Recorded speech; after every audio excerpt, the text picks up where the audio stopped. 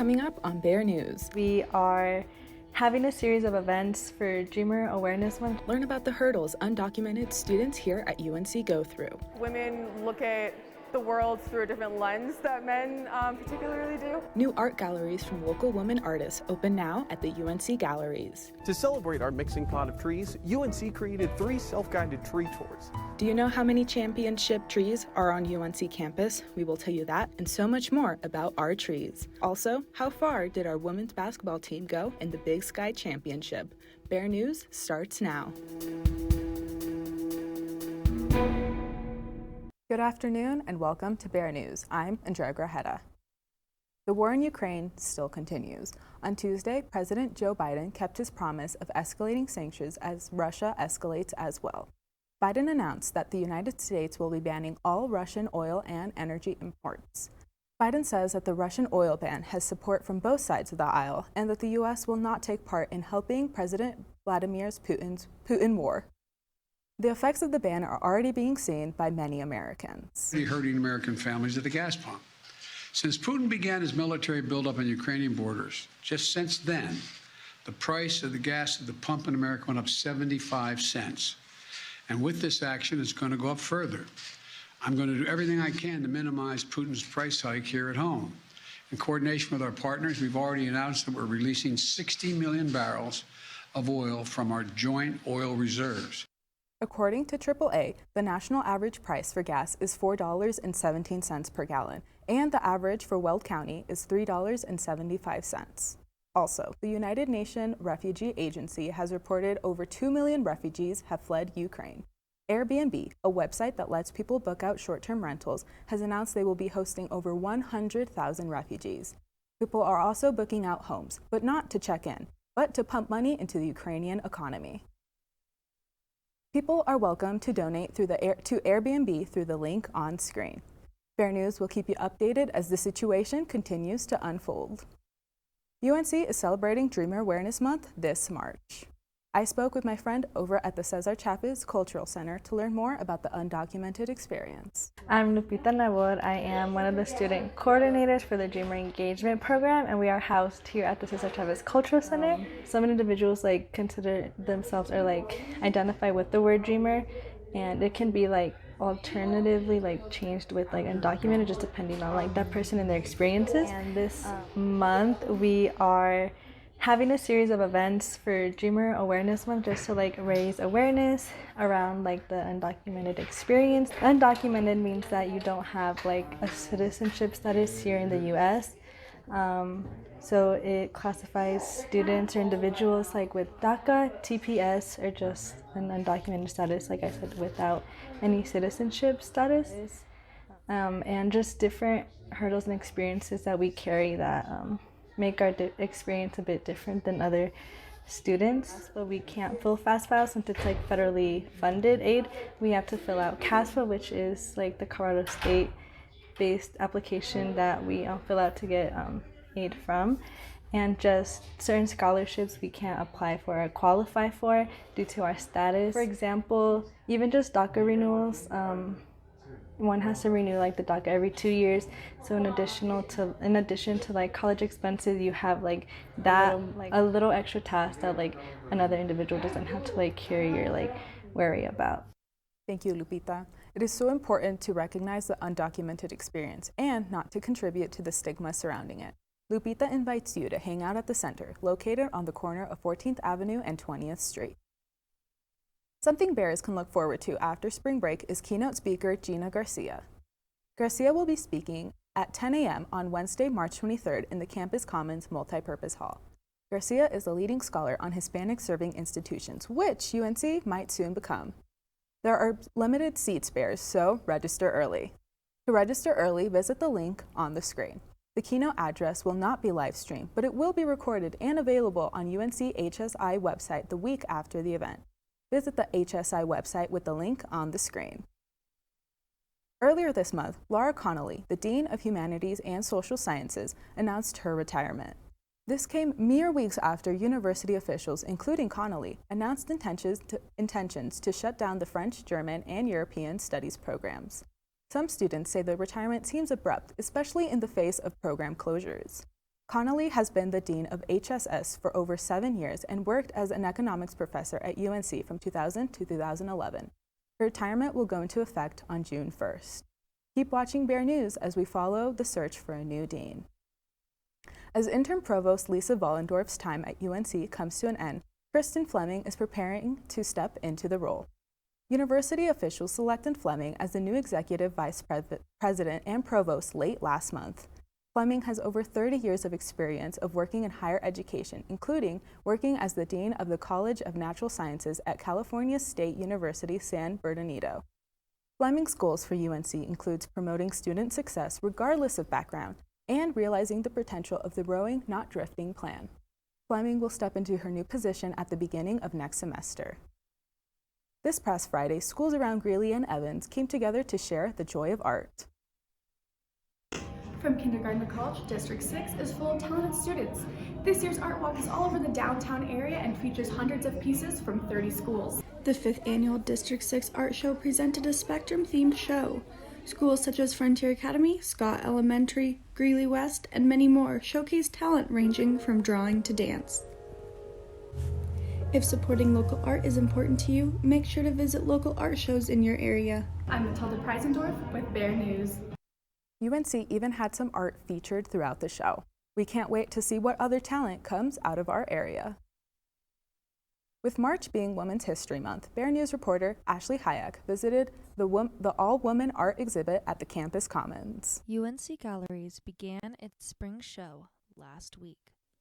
Going from March 4th to April 8th, the Campus Commons Gallery will be holding 2 separate events to showcase women artists. The first exhibit is titled Little Altars Everywhere, The Goddess Banners of Lydia Rule. This is the first display of Rule's goddess depictions in Greeley, and people say it is magical to have her work shown at UNC since she taught here in the 80s. 2 banners that bears might love are depictions of actual bears that hang right by the doors. The next exhibit is titled Unfolding Stories, Visions by Contemporary and Women Artists. This exhibit features art created by local Colorado artists who identify as women. Some of the art is interactive, while others are made for you to sit down and experience. UNC senior art history major Aubrey Vanos said that seeing all of this art was really inspiring. I think it's really empowering to see all of these women artists come together and kind of just showcase women's art, because it's not something that is usually super focused on, seeing as how a lot of art history is kind of dominated by men for most of history. Azelle Guzman, another senior art history major, agreed. It makes me feel really good. I like knowing that there's a lot of representation everywhere, especially because, I'm sitting here on an interactive piece that we have, and then behind me there are canvases with paintings, and there's also beadwork and ceramics and everything. So I like seeing the diversity, not only in the female artists, but also in the artwork itself. The gallery has also teamed up with Michener Library to showcase books written by women. Co-curator Laura Almeida said that connecting with the library was a great experience. This was incredible, just to have other women having their voices heard from different perspectives, from different generations, from different points of view, challenging gender, challenging norms and memories. So this was an incredible experience. During the event, Mary Ellen Holmes played live music. Patrons heard Holmes' harp music the entire night as they walked around and looked at all of the pieces.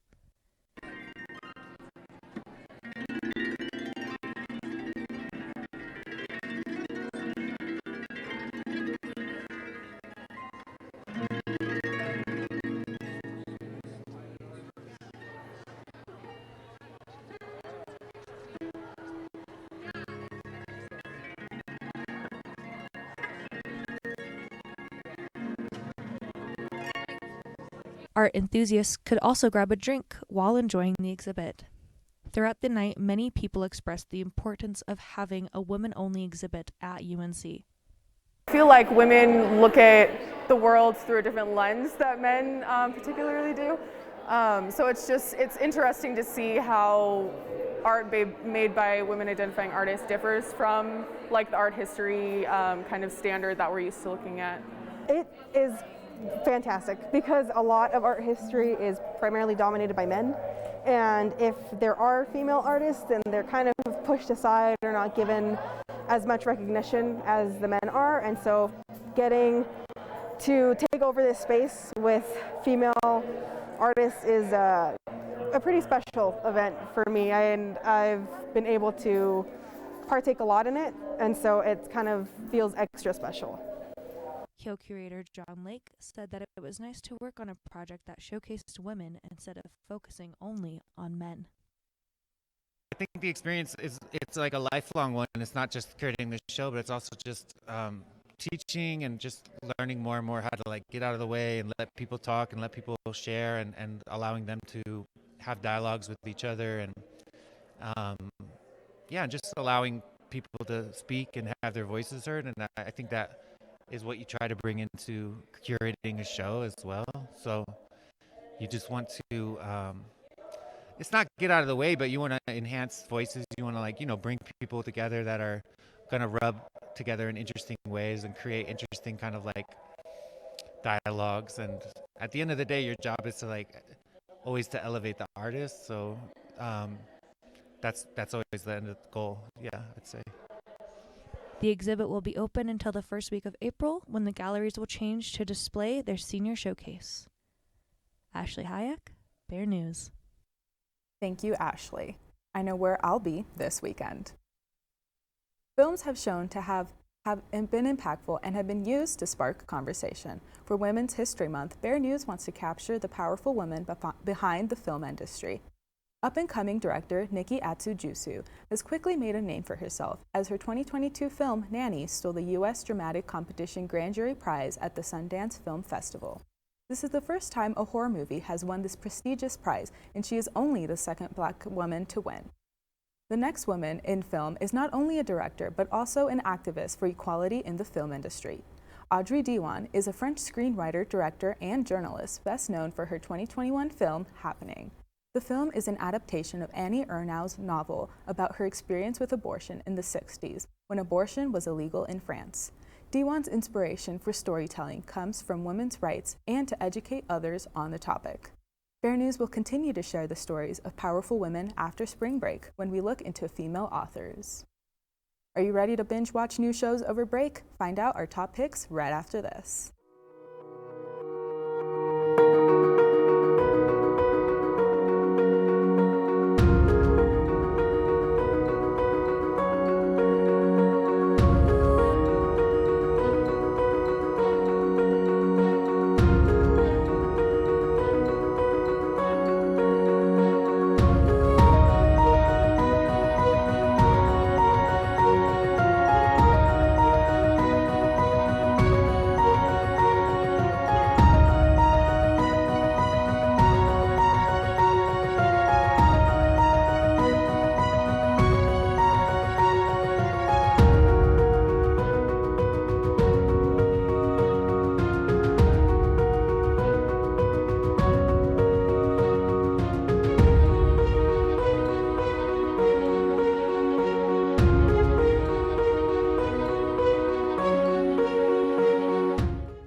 With spring break next week, you should have plenty of time to catch up on your favorite shows and movies. But what if you're looking for something new to watch?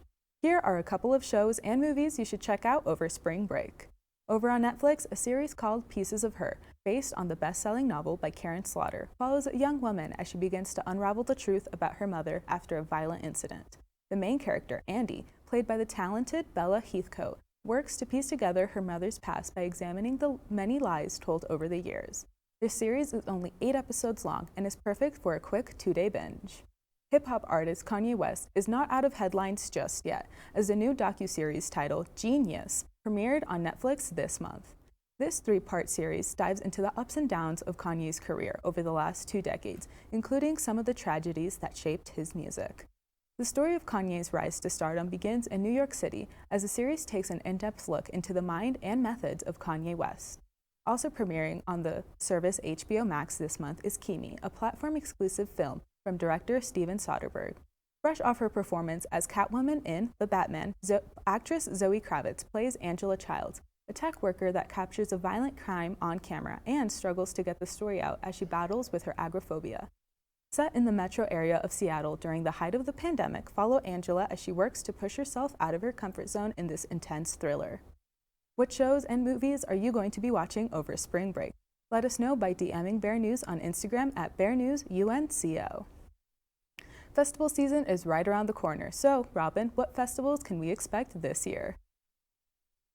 Aside from Coachella, South by Southwest, and Rolling Loud, music lovers can also get ready for the Pitchfork Music Festival. Online music magazine Pitchfork announced the lineup on Tuesday for this year's Pitchfork Music Festival, a yearly event that focuses on critically acclaimed music. This is the second year of the festival's comeback after the 2020 dates were canceled because of the COVID-19 pandemic. And this year's lineup has some heavy hitters for sure. Earl Sweatshirt, The Roots, and Mitski are just some of the most notable names attached. And while I do love all of those artists, my personal favorites in the lineup would have to be No Name, TK Maidza, and Yule. The event takes place July 15th through the 17th in Chicago. Every week of Women's History Month, we're shouting out amazing female artists. This week's spotlight goes to Sophie Zion, who recorded simply under the name Sophie. Unfortunately, this week's spotlight is more bittersweet than others we've done before.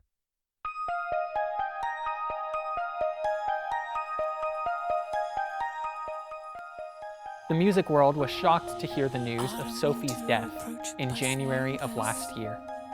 I myself remember being devastated by the news, as Sophie had become an inspiration for me and many others through her bold image and even bolder art. Throughout her short career, she developed an idiosyncratic style of electronic music that dove headfirst into the avant-garde, with surreal vocal manipulations and beats so loud they clipped the audio levels as an intentional aesthetic choice.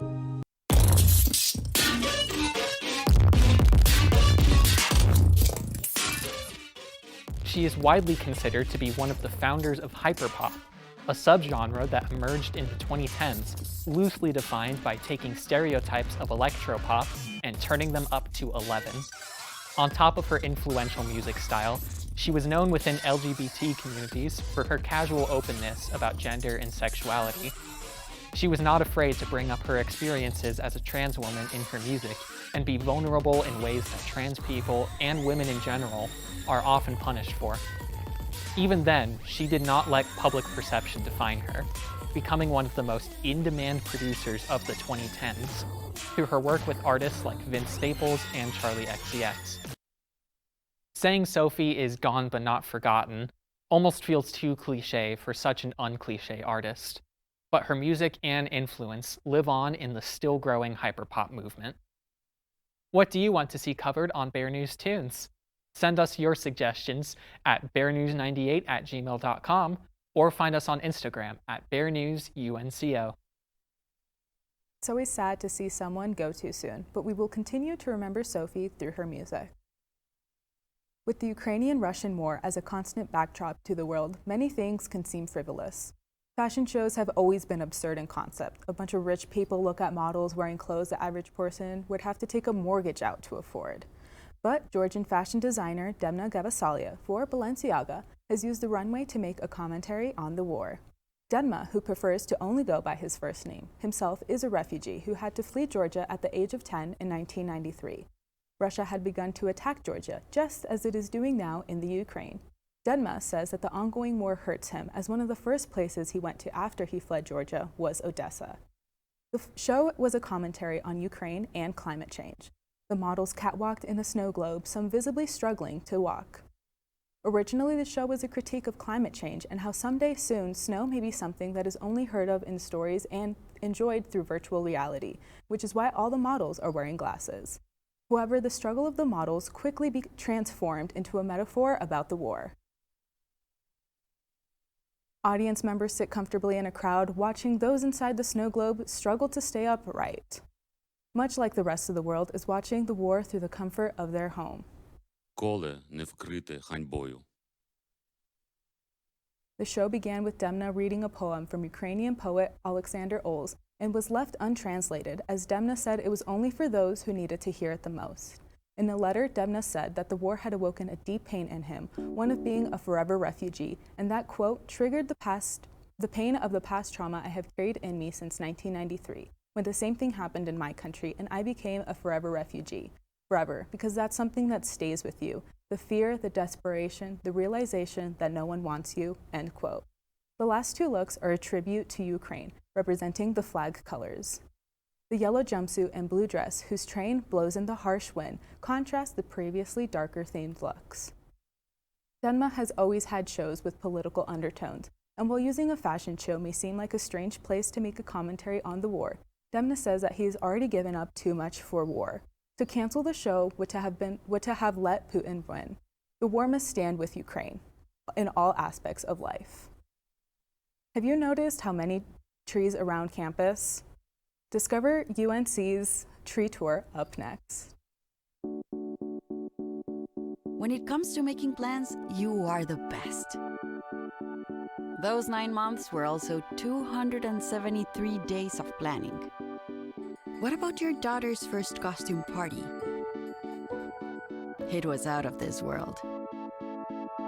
And let's not forget those barbecues you plan in detail for your family and your more vegetarian by the day best friends. That surprise party for your parents' golden anniversary? You get the golden planning. The same way you plan each detail for those moments, start planning to protect you and your loved ones from a natural disaster. Sign up for local weather and emergency alerts. Prepare an emergency kit and make a family communications plan. Protecting your family is the best plan you can make.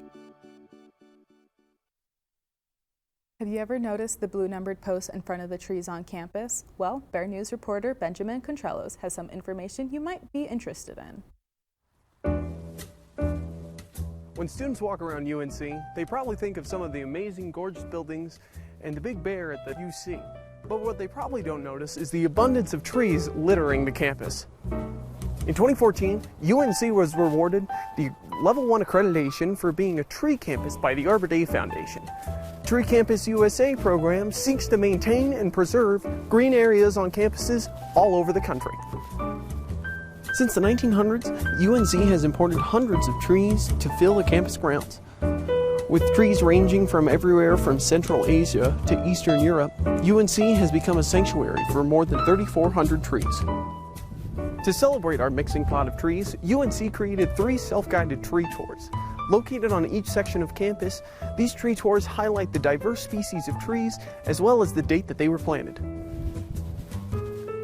Here at UNC, we have 5 state championship trees that are valued at over $100,000, and this is one of them. Planted in 1900, this silver maple, also known as an Acer saccharin, has grown with the campus, making it one of the oldest and largest trees. So the next time you find yourself admiring the beauty of UNC's trees, be sure to check out one or all of the UNC tree tours. This is Ben Contreras with Bear News. Thank you, Ben. Next time I'm on campus, I'll make sure to take one of the tree tours. Just as I thought we were heading into warmer spring weather, the weather did a complete 180. So, Angel, what's the weather looking like for our spring break? Well, Andrea, you are completely right about that 180. This week was another perfect example of springtime weather in Colorado. A couple days of cool temperatures and clear skies, followed by a brief winter storm, and then some more sunshine. Earlier this week, the Greeley area saw temperatures settle around the low 40s before bottoming out on Tuesday night, dropping to just below 20 degrees with a 22% chance of snow. Well, the snow showers arrived in full force and continued into Wednesday, with temperatures dropping into single digits as the storm made its way east across the state, with a winter weather advisory put in place until Thursday morning. Moving on to Thursday, clouds lingered around Greeley with some snow flurries in the afternoon, with the temperature settling around the mid-20s. Temperatures will drop back into single digits tonight as mostly clear skies begin to appear over Greeley. Looking at the week ahead and diving into spring break, Greeley will start to warm up on Saturday and Sunday and could reach temperatures as high as 73 on Tuesday of next week. There are no signs of another winter storm next week, but there will be a small chance of rain on Thursday. All in all, it looks to be a very enjoyable spring break here in Greeley, and I'm personally looking forward to getting a few days off to actually enjoy this nice weather. I am also excited to bask in the warmer weather during break. Coming up, how well is UNC doing at the Big Sky Championships?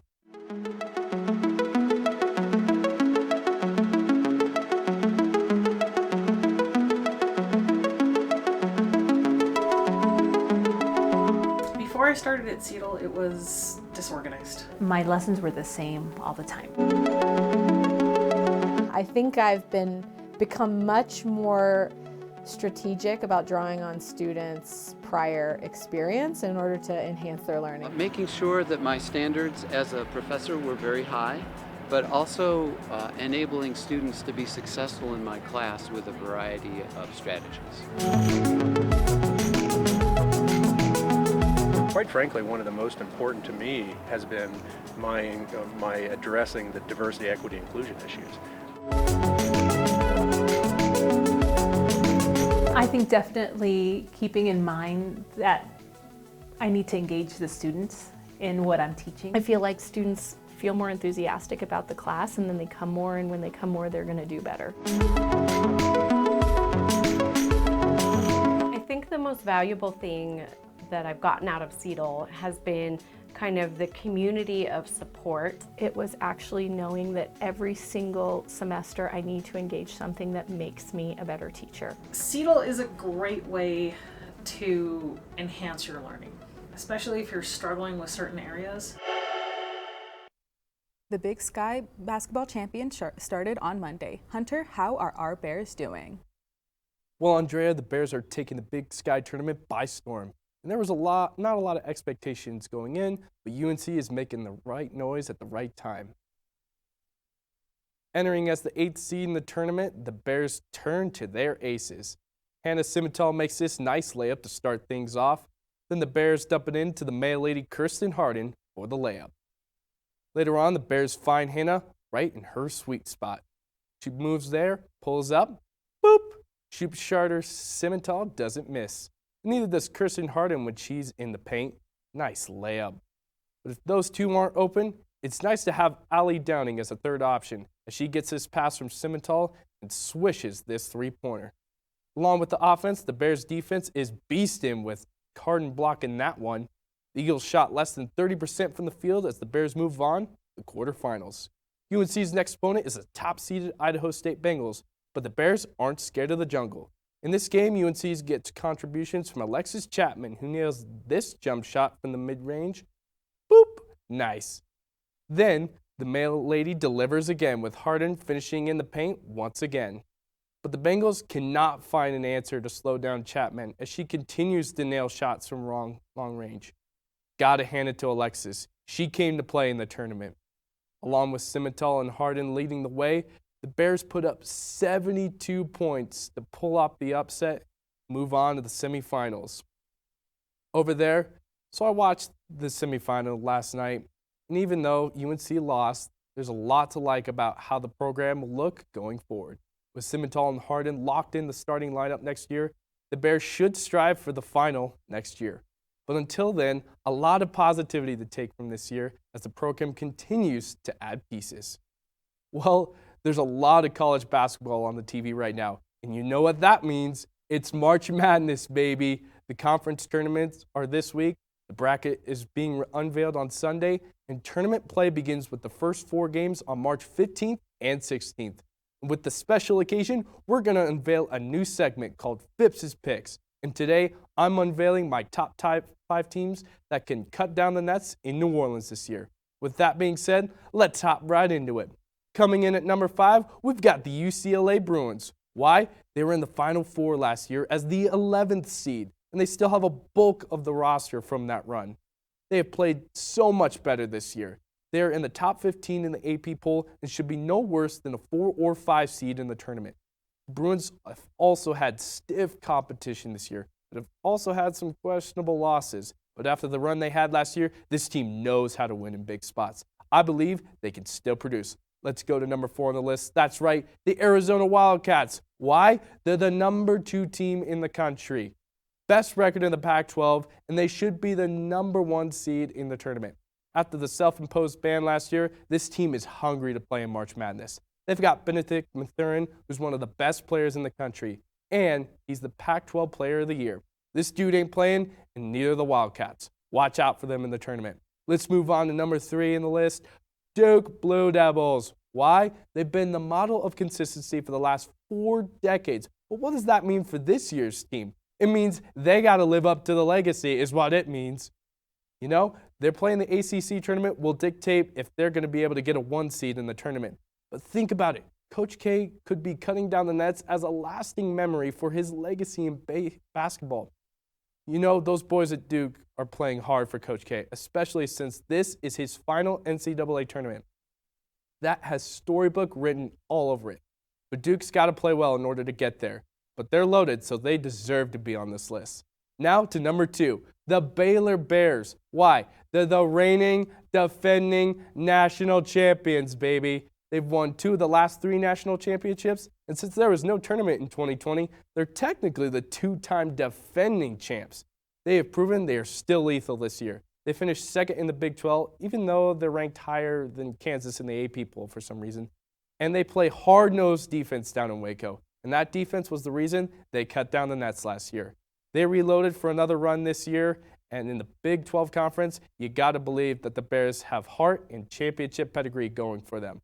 Only thing that can derail them is themselves. Now, for #1, the Gonzaga Bulldogs. I know, you're probably thinking, they can't win the big game. They shouldn't be allowed in the tournament.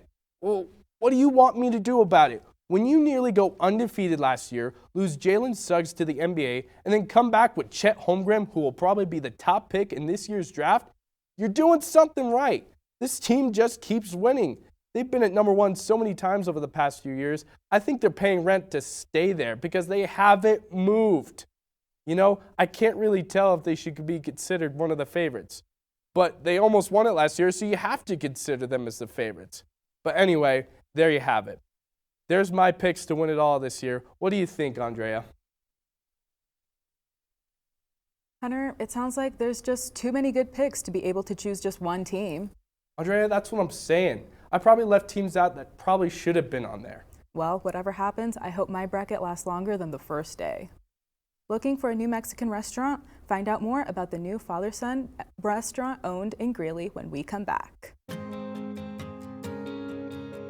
When times get dark, we can't see the help that's all around us. When you don't know where to turn, let 211 be your guiding light.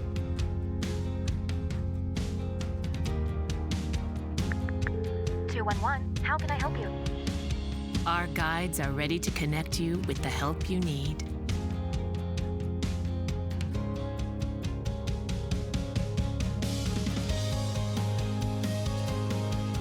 For help with food, healthcare, mental health, and other resources, call 211 or visit 211.org. 211. Get connected, get help.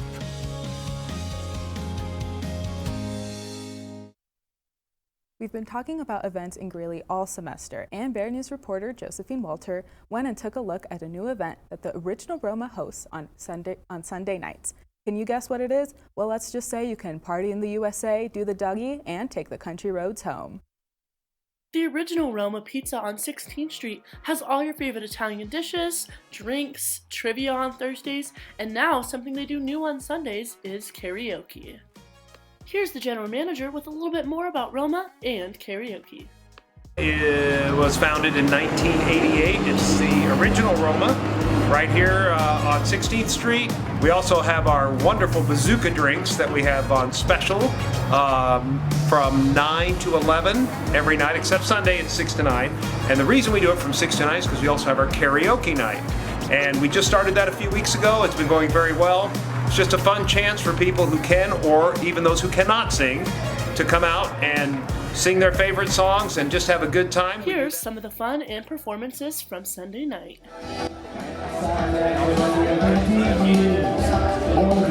If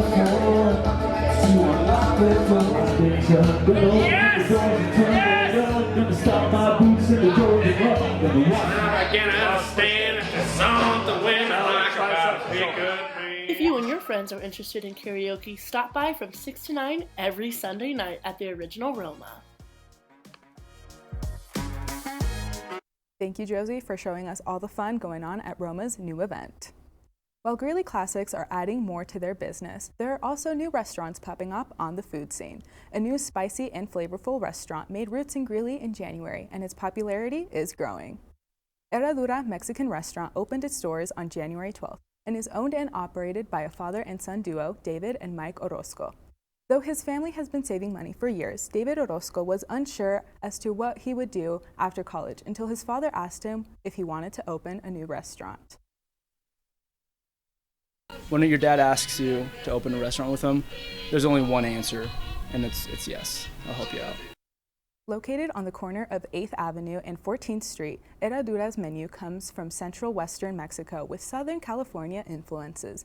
Its menu features a smorgasbord of Mexican entrees and appetizers while also having options for kids and vegetarian substitutes. Aside from food, Herradura also comes equipped with a full bar to satisfy all of your drinking needs. So the next time you find yourself craving an authentic Mexican meal, be sure to head over to Herradura Mexican Restaurant and support a local business. Here on Bear News, we like to feature students around campus who go above and beyond at UNC. This week's Student of the Week is Enrique Medina Aguar. Enrique is from Littleton, Colorado. Enrique plans to graduate in May of 2023 with a degree in business administration with an emphasis in marketing. In his free time, he likes to paint, read, and explore Colorado with friends. If you have any peers that you think should be featured on Bear News, please email us at the email down below. While UNC students leave Greeley to head to different exotic places for vacation this upcoming week, keep in mind the dangers of COVID-19 and travel restriction imposes. Before leaving for spring break, either make sure you are updated on all of your COVID vaccinations or get tested within 72 hours before leaving for your trip to make sure you are negative. Please visit the link on the screen to see the restrictions certain destinations have. Also, don't forget to plan for unexpected flight changes and hotel changes if things are altered on your trip. Lastly, don't forget to protect yourself during travel by having a well-fitting mask and washing your hands frequently. Make sure to be safe and have a fun spring break. Thanks for watching Bear News. I'm Andrea Grajeda, and make sure to stay safe during spring break.